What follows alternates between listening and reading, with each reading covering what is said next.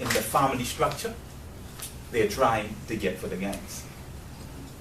Mr. President, distinguished Kiwanis, special invited guests, a warm and a pleasant good evening to you all. Good evening. This evening, my honorary friends, it indeed is a plumb pleasing pleasure, as well as a privilege of mine, to stand before you all and address the topic. What are the real root causes for violent crimes? I guess we all could agree that we face some serious social issues, and chiefly among them is crime. However, our collective approach thus far has only been addressing the symptoms of crime. But nothing is being done to address the root causes for violent crimes. And let me just say, it's really expensive addressing the symptoms of crime. For example, to hire a new squad of police officers doesn't come cheaply.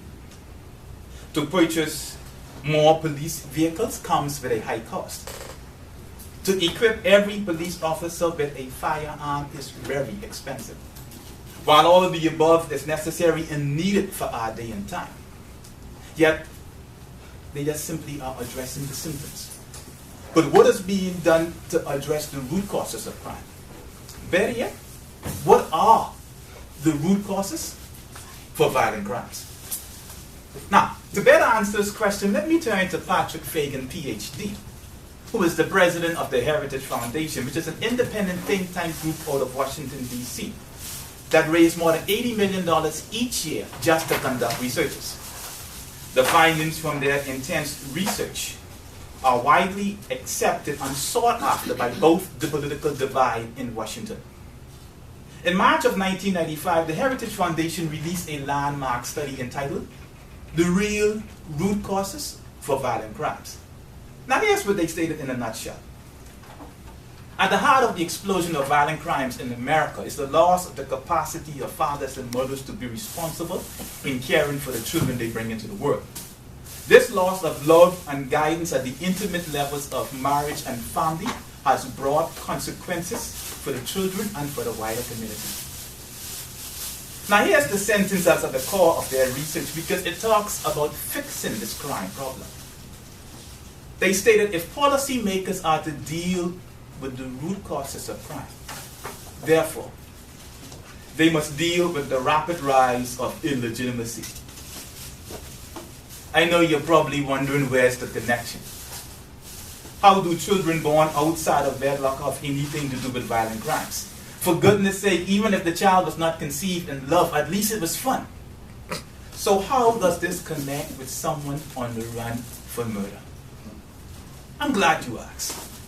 So let me bring it home to you in a Bahamian statistic. I was born in 1975. The very next year, something rather interesting took place in our country. According to the Register General Office, in 1976, children born outside of wedlock surpassed those born into marriages for the first time in the Bahamas. Sadly, today, almost 40 years later, more than 75% of children are born outside of wedlock each year in the Bahamas. However, some 16 years later, we now had street gangs that were sweeping through over the hill communities. The year was now 1992. We were now 16 and 17 years of age. And it was us who made up more than 80% of the membership in all the gangs that were out there. In 1992, at the age of 16, I joined the Rebellion Raiders. And I committed myself to the gang. And by the age of 19, I was one of its leaders. I starved, shot my way to the top. Some 2 years later, I'm sitting on 8 handguns, bulletproof vests, synchronized walkie-talkies, and I attempted to rob an armored car vehicle. But fortunately, I was shot 4 times, resulting in me losing my sight. And as I was lying on the ground that night with my life slowly slipping away from me, I thought about my mother and my 2 sisters, for I knew that this was going to be hard on them. Then I thought about the newspaper headlines for that Monday morning, which would have probably read, 21-year-old male gunned down and killed, attempting to rob an armored vehicle. I knew this was not going to look good. But as some sort of comfort to myself, I said inwardly, at least I went out with a bang. Please tell me, in the name of Jesus, How do you protect yourself and your family against someone with such a mindset? How do you protect yourself against a person who don't fear being sent to prison for life? How do you protect yourself against a person who has nothing to lose? It's like trying to protect yourself against a suicide bomber who has no problem going out in a glorified bank. Yet the best way to protect yourself and your family against such monsters is to simply prevent them from becoming monsters. For our ultimate weapon in the fight against crime is a loving, intact family which doesn't cost us, the taxpayers, a penny. Yes, I agree we must address the symptoms of crime. But more importantly, we must work even harder at addressing the root causes for violent crimes. Please tell me, where's the Ministry of Family Affairs? We have a Ministry of Social Services, which again only addresses the symptoms of broken families. Now, let's look at the negative effects of absentee fathers. It was Richard Carlson, PhD, the author of the book Don't Sweat the Small Stuff, who stated, sometimes the best way to understand something of value is to study its absence. This is exactly what my book is all about, which is entitled, The Fight of My Life is Wrapped Up in My Father. It is a study of the negative aftermath of absentee fathers in the Bahamas. Having grown up without a father, I now realize through my research and interviews with former gang leaders, drug dealers, and death row inmates that we all share a common bond of neglect, rejection, and fatherlessness. Thus, in our quest to be loved, accepted, and appreciated, we created a world of our own, a world of criminality and tyranny. But in that world, we found love. In my interview with the late George Mackey, the former representative for the historic Foxhill community, he said to me, the gangs filled a void in society, and the void was the absence of family life. Mr. Mackey's remarks are also shared by the former leader of the Rebellion Raiders, who goes by the street name Scrooge, whom I dubbed to be the godfather of street gangs in the Bahamas, simply because he took 13 seemingly unpretentious young men and grew them into thousands, and one of the largest street gangs ever within the history of the Bahamas. In my interview with him, he said to me, I came from as low as one can come, with no mother and no father. So in return, I built a family for myself. And these fellas were part of my family. So I had to look out for them, as if I was looking out for my children. So let us see what kind of impact Scrooge had on his members, whom he said he treated as if they were his children. Here's what one said to me during an interview. We had a genuine love for each other, and we loved being around each other. And in the gang was where I felt love. Those words were quoted by a former death row inmate of Her Majesty Prison, Mr. Troy Lyons, who was the first gang member from the Rebellion Raiders to be convicted for murder. However, there's a more sinister side to gang violence. In spite of the obvious hazards, the lifestyle itself is very addictive. Scrooge puts it this way when he stated, one of the things I always used to say, being a part of a gang is like being a broke millionaire. In that I mean, you can do anything you want, have anything you want, and you can get more women than you can ever want.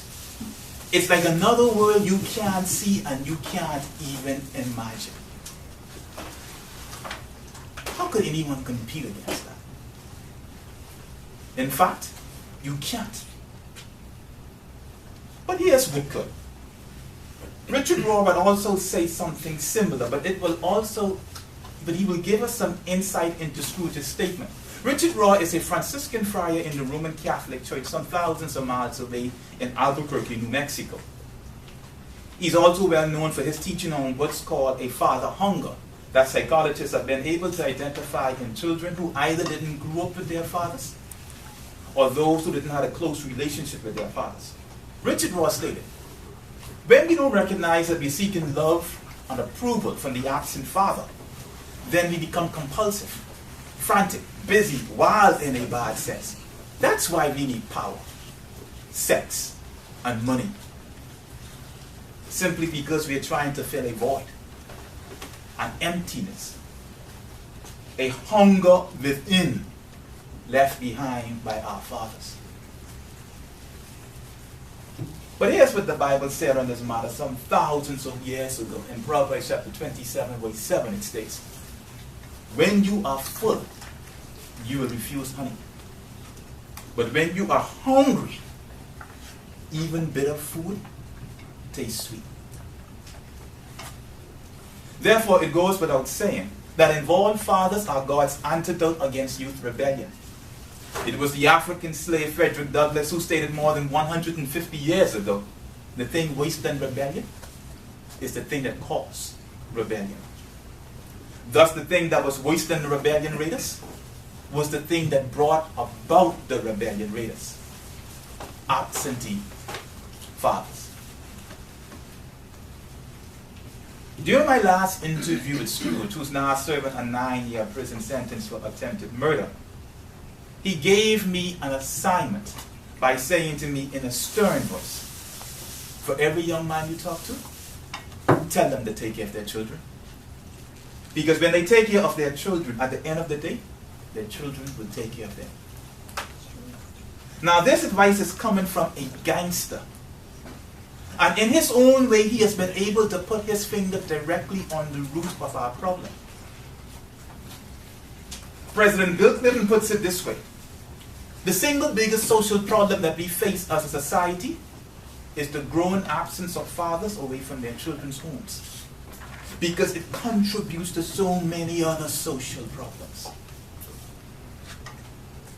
So what am I doing today as a way of reaching back to prevent another young man from following in my footsteps, you might ask? Right now I'm focusing on putting a copy of my book in the hands of every inmate at Her Majesty Prison. But why prison? Simply because in prison, you already have a captive audience. Secondly, it's a proven fact, and one that is well documented, that new inmates to a prison often become more experienced and hardened criminals upon their release. This is why the street name for Her Majesty Prison is the University of Yamacraw, because of its unique ability to convert youngsters into monsters. As the best-selling author Stephen King puts it, sometimes human places create inhuman monsters. As a minor, I entered Her Majesty Prison for the first time with charges of shop break-ins and other petty juvenile crimes of mischief. However, just 4 months after my release, I went back to prison. But this time I was charged with attempted murder, armed robbery, and possession of 2 unlicensed firearms. All because of my educational conversion at the University of Yamacraw. With that being said, I believe that one of the most effective ways that we can reach the inmates at Her Majesty Prison is simply through a book that they can relate to. Mr. Jermaine Carey, the owner of Carey's Skate Depot, stated the following about my book: I'm sure this book will make brothers in the pen who can't read want to learn how to read just to read this book. This book is truly a collectible that a collector must collect. While I might have become a monster in prison, yet it was in prison where I took the time to learn how to read. It was in prison where I fell in love with reading books. And in 2006, I was recognized as a high achiever in the College of the Bahamas President's Scholars Report for my studies there.